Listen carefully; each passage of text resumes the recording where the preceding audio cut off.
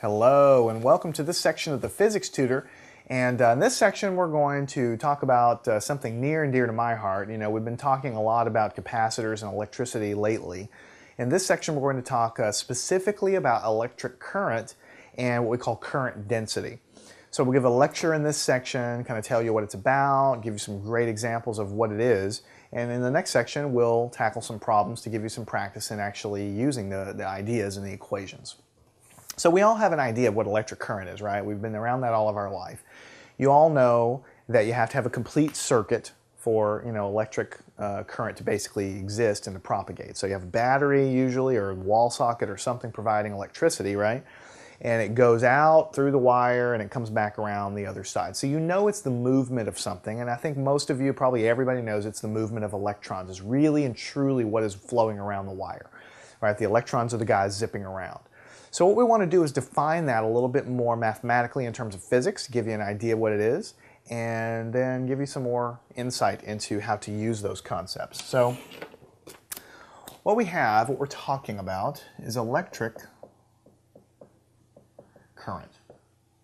So you know it's the flow of something, or it's the rate of change of something. It's how fast the electrons are moving, so to speak, right? It's not really exactly what it is, but when you think of the word, you think of the movement of electrons.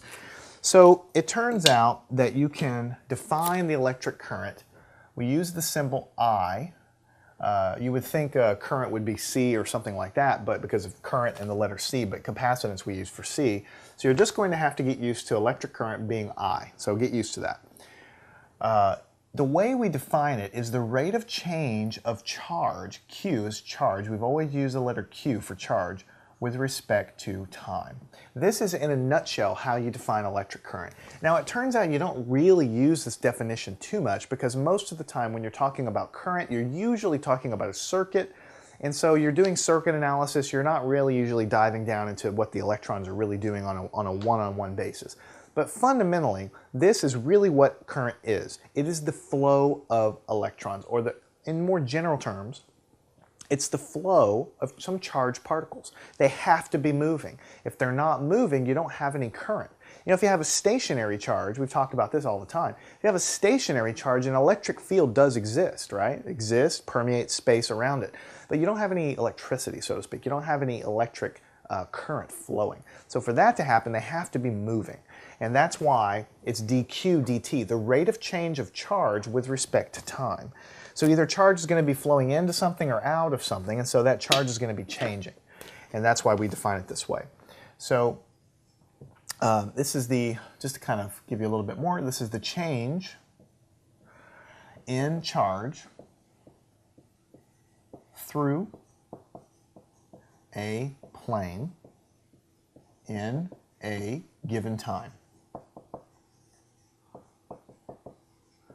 All right, and the units of electric charge, or electric current I should say, the units is the ampere. And so you've heard of amps, right? I have a 5 amp circuit breaker, I have a 10 amp circuit breaker. That means that circuit breaker can take 5 amps before it pops open, or it can take 10 amps. But what is an ampere? 1 ampere, which is 1 amp is usually how you say it, is just equal to 1 coulomb per second. What do you think coulomb is? Remember that? We've been talking about coulombs forever. Coulomb is just a unit of charge. So you have an electron, it has a teeny tiny amount of coulombs that are associated with it, right? But once that guy starts moving, you hold up this sheet of paper, how many coulombs are flowing through this sheet of paper per second?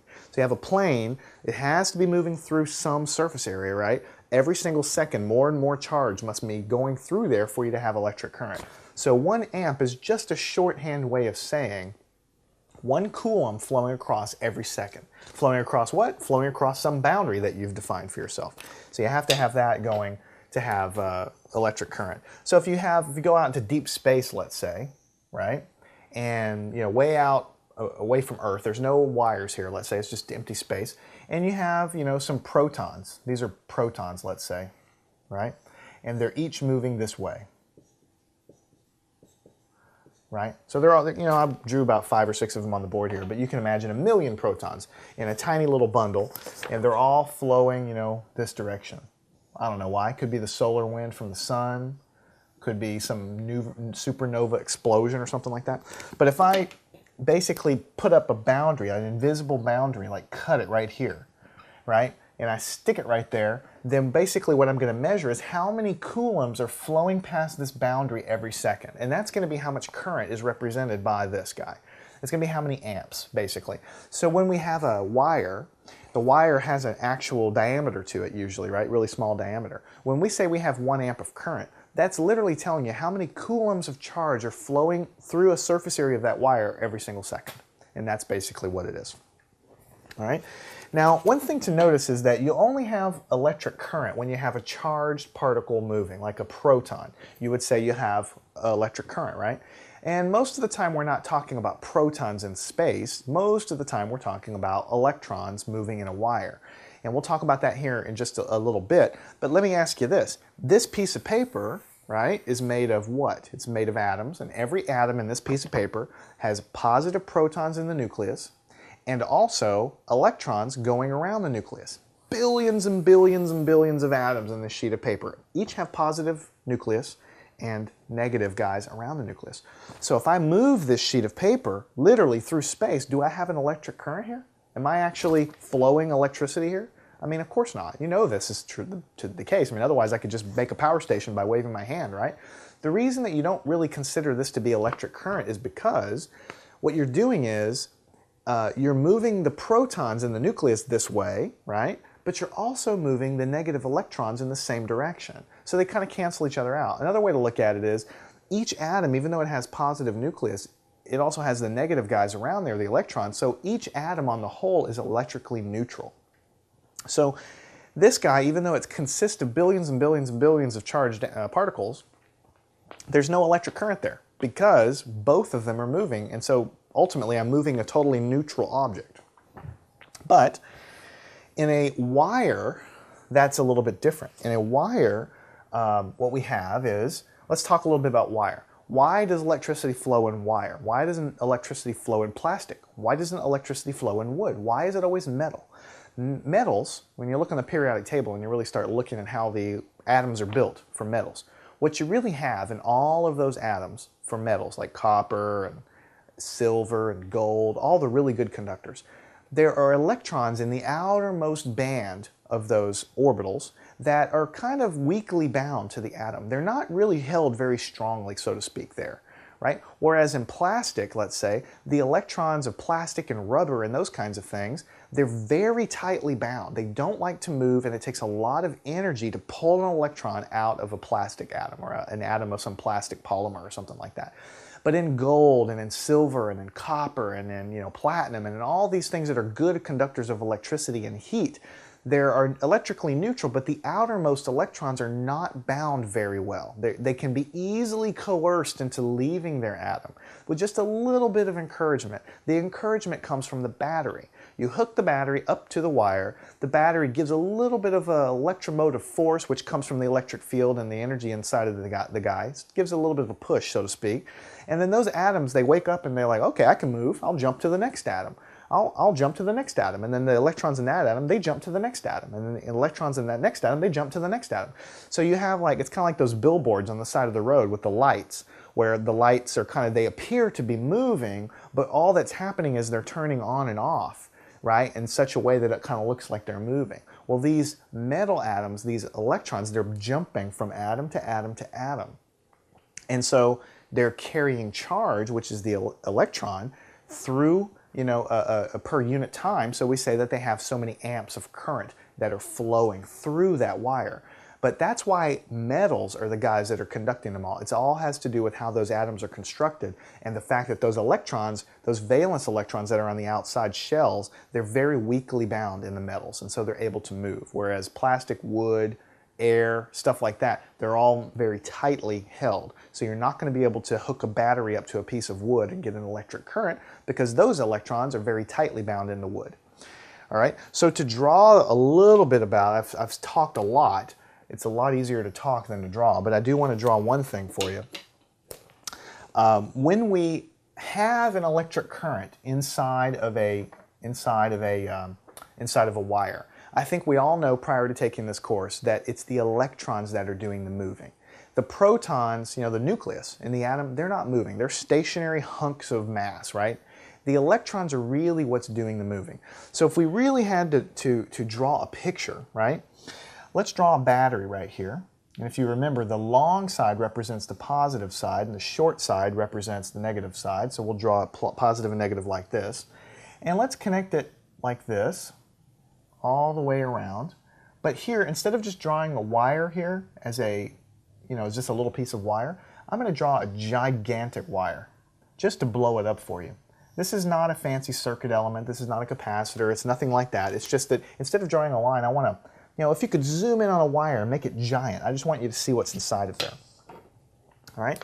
So this atom, I mean this wire, let's say it's copper. Usually we use a copper in our house. And it has a rubber outside to keep it insulating because the rubber doesn't conduct electricity, right? But every single atom in the billions and billions of atoms in this wire, they have a positive nucleus. Let me draw a few positive nucleus like this. Of course, there's billions and billions. They're everywhere. They're all throughout the surface area, right?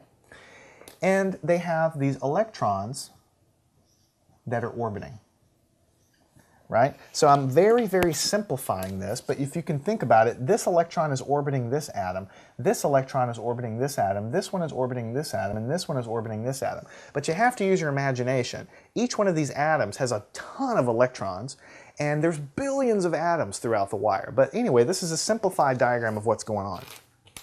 All right? Now, if I have a positive terminal of this battery, what direction do you think this electron, which is very weakly bound, remember it's very weakly bound, it's able to be coerced into movement pretty easily, which direction do you think this electron is going to want to go? Is it going to want to go toward this positive terminal or away from it? Well, you remember from all of our discussions before, opposites attract, right? So this negative electron is going to want to go this direction towards the battery, right? And at the same time, this electron is going to want to jump over to this atom. And this electron is going to jump to this atom. And this electron is going to jump to this atom. And this is happening to billions and billions of atoms inside of this piece of copper wire. Each one of these electrons are jumping to an atom that's a little bit closer to the positive source. This guy is jumping, and eventually he's going to make his way, you know, down into the battery, because that's where he's trying to go. So this potential difference that's set up is basically attracting these guys out. All right? Now, eventually, you got to imagine this wire goes all the way back to the battery here. So I'm sending electrons, basically. Let me go ahead and draw it here. I'm sending electrons through the wire this way to replace the ones that are jumping and going this way. So the electrons are really what's doing the movement. You can see from the diagram here. So when we talk about 5 amps of current or 10 amps of current or 29 amps of current, we're talking about the electrons that are moving. Your computers, the lights, the video camera I'm using now, the microphone I'm using, it's all based on electrons, hence the name electricity, right? But there's one problem with electrons that's a real pain in the rear when you're doing calculations. Electrons are negative. And that means that every single equation that you use that involves electricity, you always have a negative sign out front unless we do something about it, which I'll tell you in a minute, right?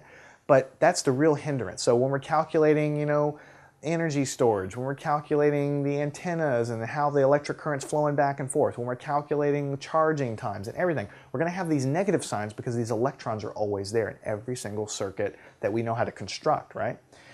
So that's a giant pain in the you-know-what. So we don't do that. We don't, even though electrons are the guys that are actually moving, when we talk about electric current, we pretend that it's not the electrons that are actually doing the moving. Instead of the electrons moving this way, which is reality, when we do all of our circuit calculations, we pretend the current goes this way. That's why we label it I. So we pretend the current's actually going this way in the positive sense. We pretend that these positive guys are going out of the positive terminal, going around and back into the negative terminal. And if you've noticed, in every single circuit I've drawn up until this point, every one of them, I've always drawn a current or some kind of arrow coming out of the positive terminal as sort of like our electric current. But how can we do this, you say? How does that even make sense? If it's really negative electrons, why are we drawing a current in the opposite direction? Well, you kind of have to juggle your mind a little bit here. If the electrons are moving this way, then it's mathematically the same. If we have negative charges moving this way, it's mathematically equivalent to say it's the same thing as positive charges going in the opposite direction. Let's say that again because it's so important. If we have negative electrons going in one direction, which is reality, that's really what's happening, it's mathematically the same as just pretending that we have these imaginary positive charges that are going the other way. And that's just true. So when we draw our equations from every circuit from here on out, we're going to pretend we have positive current coming out of this battery in the positive terminal and going around like this, always out of the positive terminal, even though in reality it's exactly opposite. But mathematically, it's exactly the same result. So it's easier to pretend you have positive current because then all of your equations are positive. You don't have these crazy negative charges running around, and all of your math is basically easier to deal with. So that's what you need to take away from this. All of the circuits in physics, if you're an engineer and you're going to take circuits classes later on, every one of your circuits will be in terms of this positive current, even though the electrons are really what's flowing, right? So what we call this, if you want to simplify this a little bit, instead of kind of mucking up that drawing a little bit, what I will do is let me draw another circuit where it's just a wire like this. This is plus and this is minus. What we're saying is that we always have our current come out of the positive terminal and back in to the negative terminal. That's what we're going to really use. Even though in reality, what's really happening is the electron flow is this direction. That's what I'm trying to write here. Electron flow is in this direction. The electron flow goes in, it goes out of the, another way to write it would be this way. The electron flow. Electrons pour out of the negative terminal and they go back into the positive terminal. That's what really is happening. But we pretend that it's going the opposite way with an opposite charge. And so they basically totally nullify, and this is totally accurate to say it this way.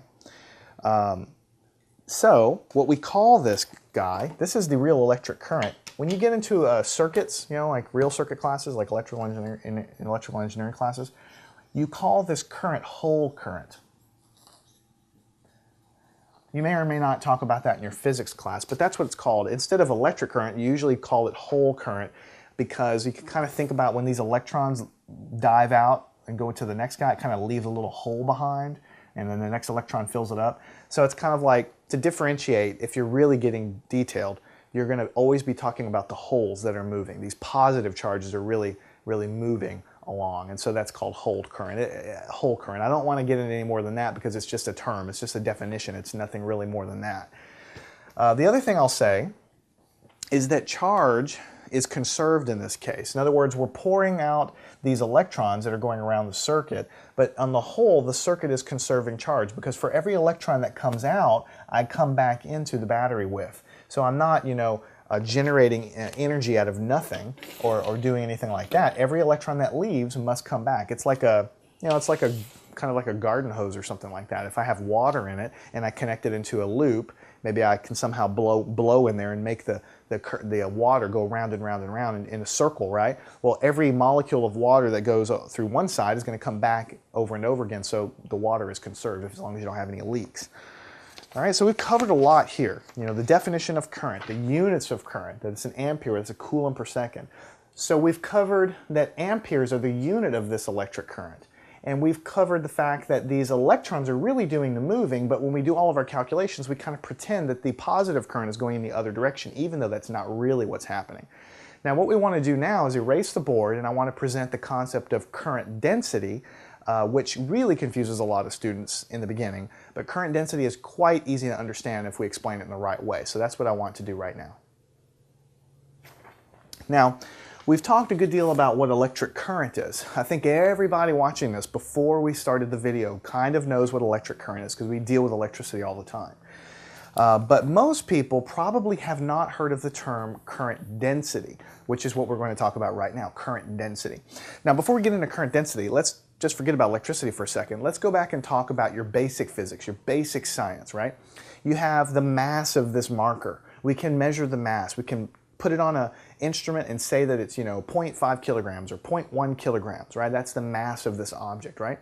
But we also say that this has a density because it's made of plastic. It's because of the material it's made of. So all we do is we add up how much mass we have and divide by the volume of this marker, and we get mass per unit volume. We call it density. Very, very important. You all know why density is really important. But we can do the same exact sort of analogy or the same exact process for current, and we come up with current density.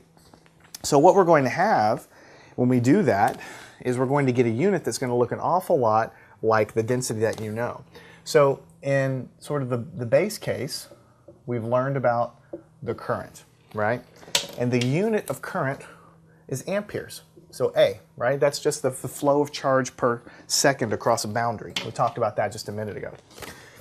But if we have a wire, we can also look at the current density. And what it's going to be equal to is something really similar to our analogy with regular density. That's why I brought it up.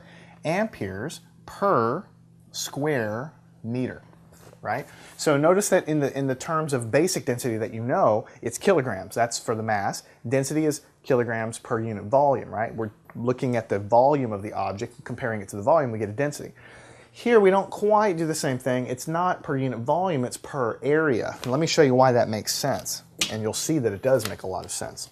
So let's say we have a wire like this, long, thin wire, and we have kind of a cross section right over there, right? Now this wire has electricity going down. So let me kind of represent that by an arrow. I got four little arrows. It's just sort of trying to represent, let me put in a couple more just to show you that there's a lot of electricity going here down this wire. So if you could kind of cut the end of the wire, you can't really do this, but if you could cut the wire and sort of watch the electricity moving through it or watch the electrons, you know, then you could kind of visualize it as a dot, you know, everywhere where there's like an electric current flowing this way. So there's a lot of, if you could slice it and look at it, there's a lot of electric current flowing through there. So what we have is the number of amperes per surface area. So this surface area here is the surface area of this wire, the cross-sectional area. So this is the area of wire. And of course, this is the wire. So literally, to find the current density, you know, basically here's the deal. I could have 3 amps of current going through a wire. But if the wire is really, really, really tiny wire, really narrow, really small cross-sectional area, then the current density is going to be high, right? Because the area, the electric current divided by really small surface area, cross-sectional area of a wire is going to yield to a really high current density. That means that it'll look something like this because we'll have a ton of electricity flowing through a really narrow conductor, right? But if I have a different case, like this, same diameter wire, let's say, but in this case, let's say I don't have too much electricity. I just have a little bit of electricity going through there, right? Then maybe I only have something that looks like this, right? Then what I'm going to have here, if we're going to compare these two things, this would be high current density.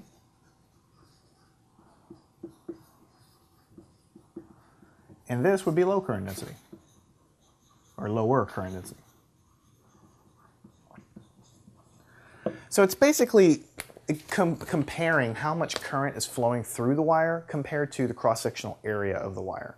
That is important because if you exceed the current density of what the wire can support, the wire is just going to melt. I mean, you can't put 100 million amps through a teeny tiny little conductor, right? Because what will end up happening is the electrons will start moving and they'll create so much friction that the internal friction, because of the motion of those electrons, that the copper will just start to disintegrate. And you all know this. If you hook a teeny little wire up to a giant generator, it's not going to work. The power lines that are hovering over the freeway, they're giant conductors, very, very thick, very heavy duty. They have a high current density flowing through them. So they need a physical, a larger wire in order to make that happen. So the definition, the mathematical definition of current density was given there, but let me write it a little bit more formally down here. The current density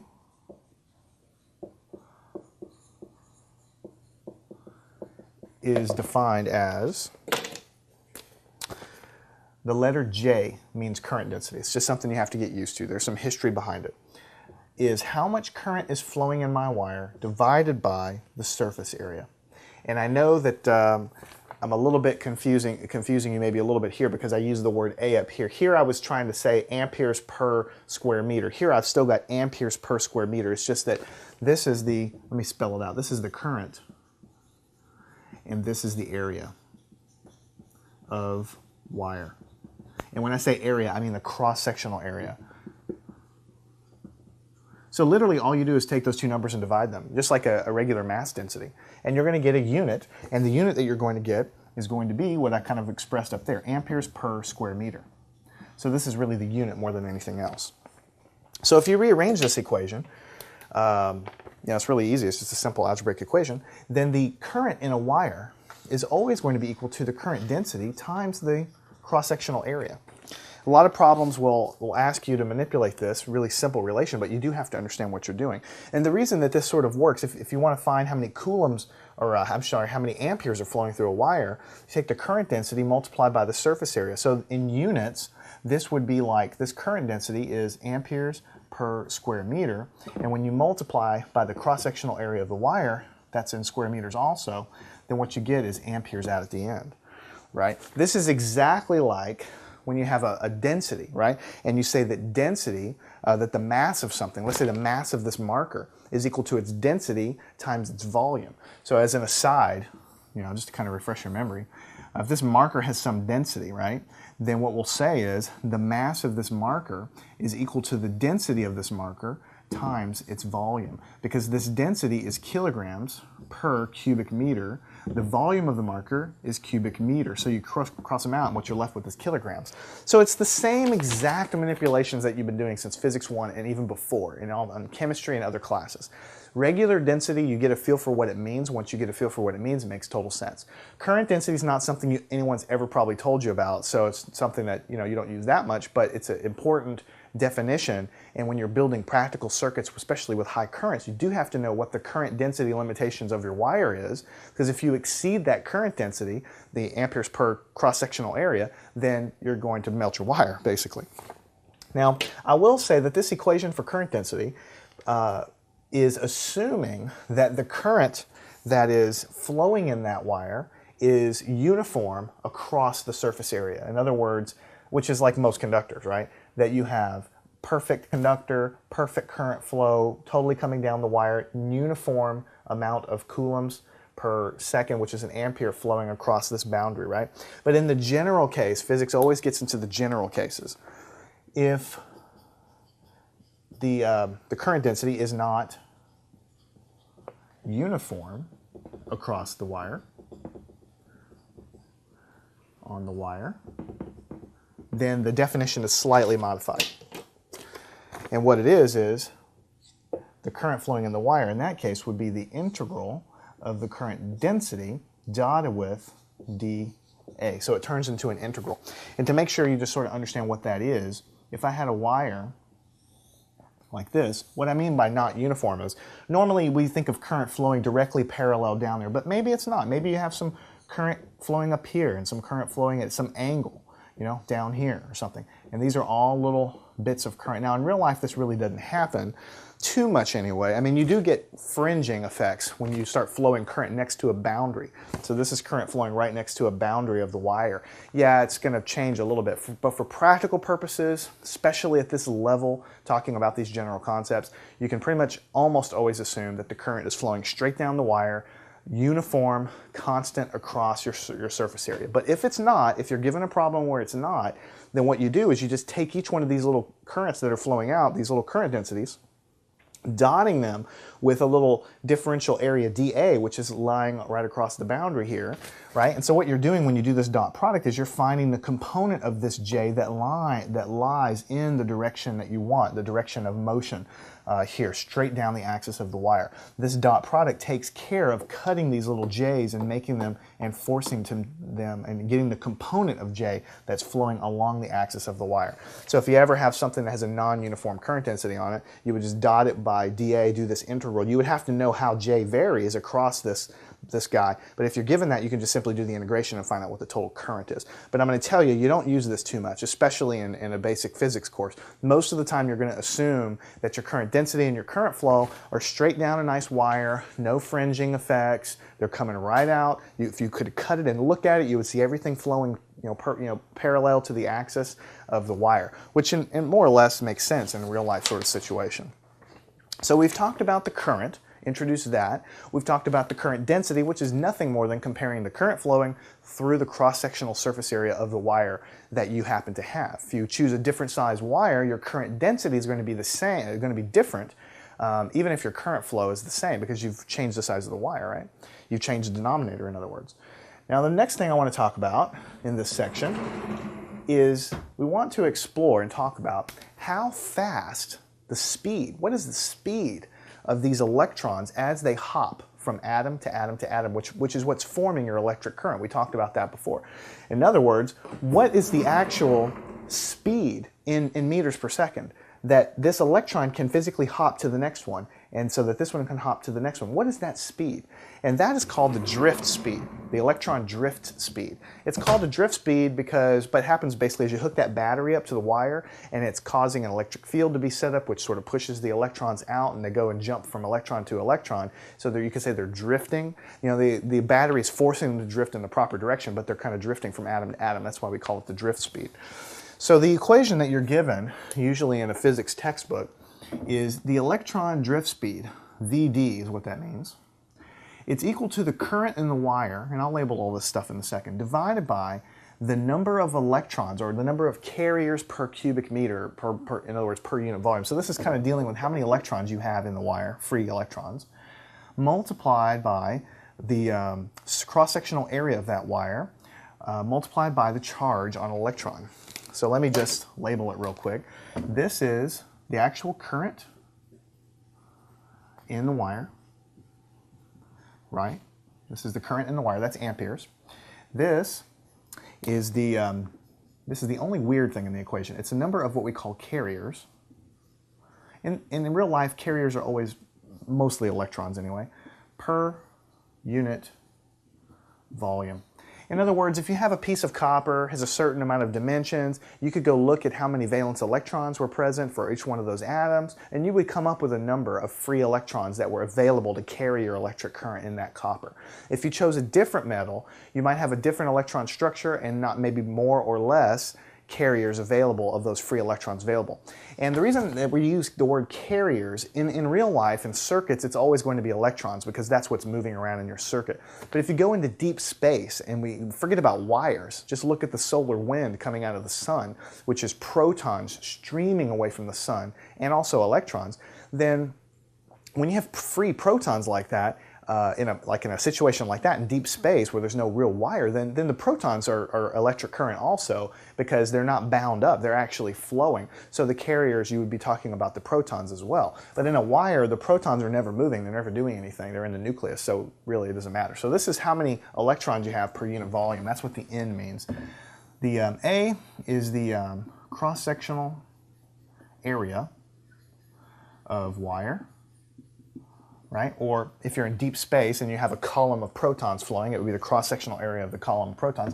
And then the E is the electron charge. Again, this would be for a wire. If your electric current consisted of protons, which would have a different charge, then that would be a different number. But for everyday situations, you're going to have the current in a wire. How many electrons per unit volume do you have in that wire available to carry your current?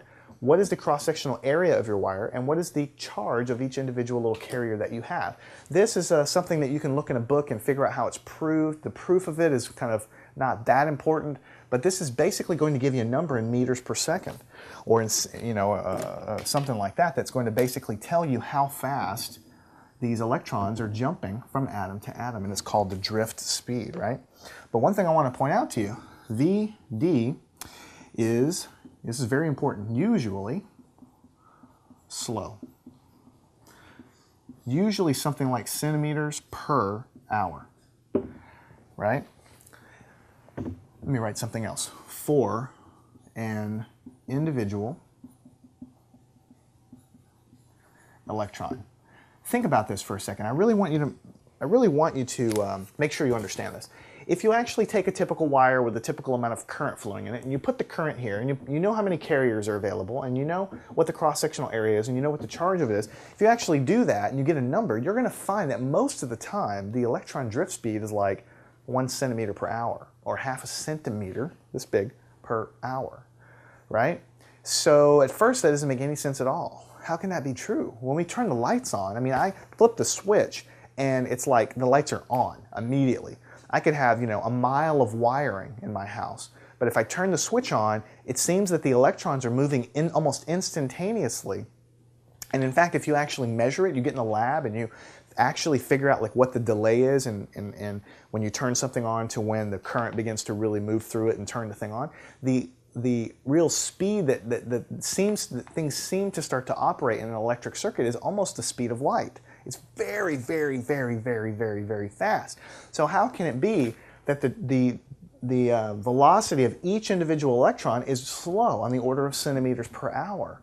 Well, that's really the trick here, and that's why it's a good problem, because you might be asked this on your test to explain how this can be the case. In order to think about this, I want you to visualize a water hose. Imagine in your backyard you've got a water hose hooked up to your water supply, right? And the hose is, let's say it's 100 meters long, really long hose. But you were watering the plants last week, so there's already water coiled up in the hose. The hose is full of water, in other words, except at the very end where it might have drained out at the very, very end. But certainly all 100 meters or 100 feet or whatever you want to think about is basically already primed with the water, okay? Now, when you turn the water on, how fast do you think that water is really flowing out? I mean, we've all turned water on in a faucet. We all know roughly how fast the water is flowing out of the faucet. It kind of comes down. I mean, I had to calculate a number, but it's something you can sort of see. When you turn it on, it falls down. That's how fast the water is coming out of the hose. So if I have 100 feet of hose, we all have experience. We turn the water on. Certainly, it's not taking that drip of water that comes out all of that time to go all the way through the hose before it gets to the other end. That would be way too long. We know from experience that we turn the hose on and the water comes out almost immediately. Why is that? The reason is because the hose is primed. It's got water all over the place. So even though the speed of the water, this is very important, the speed of that water is relatively slow inside the hose. It's coming out, it's going around and around and around. But each little morsel of water or drop of water that comes out pushes the next drop on. That drop pushes the next drop on. That drop pushes the next drop on. So basically, if you think of the hose as one unit full of water, as soon as you start to increase the pressure at the other end of the hose, it kind of forces the whole mass of water that's in there to all begin to move at the same time. And so the water that was near the end of the hose comes out almost immediately. And yeah, if you look at if you put some dye inside of the water hose, like if you had a transparent water hose, and then you put some dye like where the water begins to come in, you would see the red dye come and start coiling around all the way through 100 feet of hose and would come out the other end. But yet, when you turn it on, the water's flowing out immediately. It's because the hose is already full of water. As soon as that water begins to flow, it's flushing it all out, and so it's like almost immediate little chain reaction. The pressure is increasing slightly by the spigot that forces each adjacent little water element to move almost at the same time. And so that is what we really observe whenever we are turning on a water hose, the fact that there's no delay. And so the same thing is happening with electricity. There are electrons in the entire wire, from the very switch all the way to the light bulb. There's electrons in every single atom, and every one of those electrons is basically free to jump off as soon as we turn the circuit on. So if I had a long wire, let's say, like this, right? And if this were the nucleus, remember there's lots of protons here, I'm just using a plus sign here. And here's another nucleus here, and here's another nucleus here. Let's draw another couple here. So here's positive nuclei here, right? And let's say each one of these guys has like a free electron here. At the moment that I turn the electric field on, which is the battery, it's going to encourage this electron to move this way. As soon as that happens, this electron is going to be encouraged to move this way, and the chain reaction is going to continue. So what we're calculating when we find V sub d is the drift speed of one electron. If you could tag this one and watch it move all the way, think about how small an electron is. It's incredibly tiny. It's going to take it a while to get all the way from one end of a wire all the way to the other end. So that speed that we get is typically going to be centimeters per hour. People think the speed of electrons in a conductor has got to be like really super fast because we turn the lights on, lights come on. But the reason the lights come on is because this entire wire is full of electrons. As soon as we shut the circuit on, the chain reaction starts and all these electrons kind of at the same time jump one spot over and then jump again and then jump again. They're all doing that at the same time. So the circuit begins to activate or energize like almost immediately because of that chain reaction. So when you calculate the electron drift speed, you're not calculating the speed of an electric circuit or the speed that the lights come on. You're calculating how fast one single electron basically moves, much like the water hose. It's an important concept. I'm not going to sit here and say that you might have it on every test or on every homework, but when you're calculating the electron drift speed, it is important to know what you're getting because at first it doesn't really make sense as a magnitude of an answer, but that's really the reason why. And I kind of find that interesting, the fact that things seem to move really quickly. Computers, everything is predicated on this basically because the speed that computers work is basically the speed of the electricity running around the circuits. And if we were dealing with centimeters per hour, we'd have some pretty slow computers.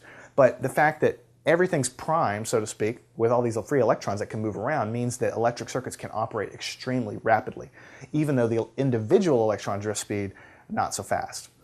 So we're done with this section. We haven't worked any problems yet. What I want to do is stop here, let you digest the material that we've talked about, and then we'll go on into the next section, work some problems, give you some practice applying this guide. But basically we've covered three topics.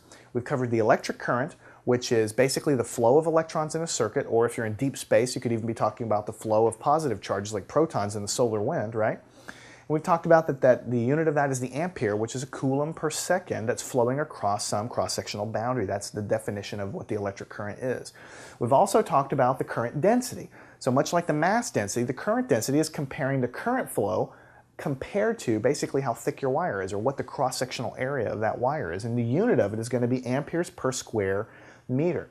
If you want to rearrange this and calculate the current, you're going to take your current density multiplied times your area, and the units cancel in the normal way. But if your current density is not perfectly, parallel, like if you had a hypothetical problem, then what you would be doing is taking the dot product with the dA elements across this surface area, the cross-sectional area, and that would basically chop this current density to force it to be parallel, and you would be integrating up all those results, which is adding them all together across that surface area. That would give you the total current. This is something you might use in advanced courses or advanced theory, maybe fusion reactors and things like that when you really get into the more advanced material. But certainly for a basic physics course, most of the time we're going to assume the current's just coming straight down the wire and you don't have to deal with that. And then finally we talked about the electron drift speed, which is the speed of an individual electron in a circuit. It's going to be dependent on what the current flow is, how many electrons per unit volume are in the wire, what the cross-sectional area of the wire is, and what the charge on the electron is. The units that you get from that is going to be on the order of centimeters per hour, so pretty slow rate, but it's this chain reaction that's really happening at the moment we energize a circuit that really causes the circuit speed to actually be rapid, which is what we want in electric circuits. So I'm Jason with Math Tutor DVD. I hope you've learned something here. Watch it a few times. Make sure you understand the concepts. Let's go on into the next section, work a few problems, and solidify our understanding of all of these concepts.